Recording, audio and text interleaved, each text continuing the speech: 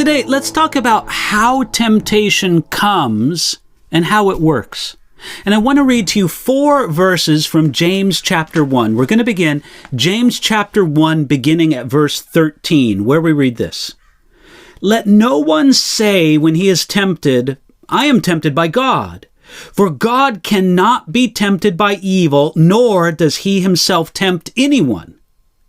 But each one is tempted when he is drawn away by his own desires and enticed. Then, when desire has conceived, it gives birth to sin, and sin, when it is full grown, brings forth death. Do not be deceived, my beloved brethren. Again, that's James chapter 1, verses 13 through 16. It shows us that temptation does not come from God, though God obviously allows temptation to come to us. God does not draw us to evil, though he may test our faith without drawing us to evil. So James repeats the idea, he does not himself tempt anyone. Now, James spoke here of how we should act in difficult times. He knew that many of us find it easy to blame God when we are in a trial. Yet, by his very nature, God is unable either to be tempted, or as James says, nor does he himself tempt anyone. But what we do see is that God sometimes allows difficult tests to come to his people, even some who might be thought of as his favorites. We think of the hard command that God gave to Abraham in Genesis chapter 22, that is, to sacrifice his own son. And we think of the affliction that God allowed to come to Job in Job chapters 1 and 2. Other times, God may send tests as a form of judgment on those who have rejected him, such as sending a spirit to bring deception. You find that in 1 Kings chapter 22. Or in the departing from a man and refusing to answer him, as God did to the wicked King Saul in 1 Samuel 28. But in no case does God ever try to draw a person to evil.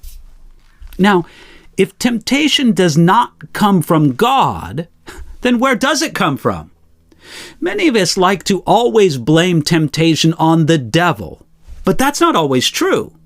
Look here at what James says. He says, each one is tempted when he is drawn away by his own desires and enticed. God doesn't tempt us. Instead, temptation comes when we are drawn away by our fleshly desires and enticed, with the world and the devil providing that enticement. Now, it's true, Satan certainly tempts us. But temptation has a hook in us because of our fallen nature, which corrupts our God-given desires.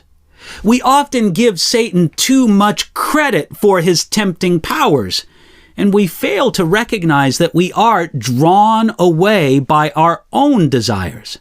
Look, it's true. Some people practically beg Satan to tempt them.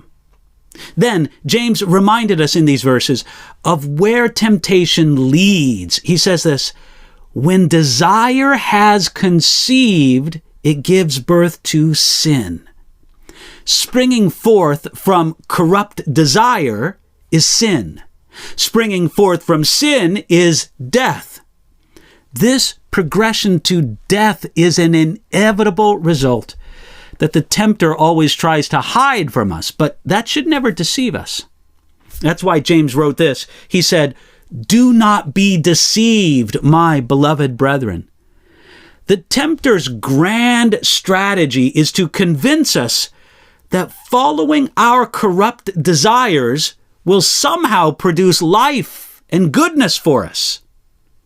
But if we remembered that Satan only comes, as Jesus said in John chapter 10, Satan only comes to steal and to kill and to destroy, then we could more effectively resist the deceptions and the destructions of temptation.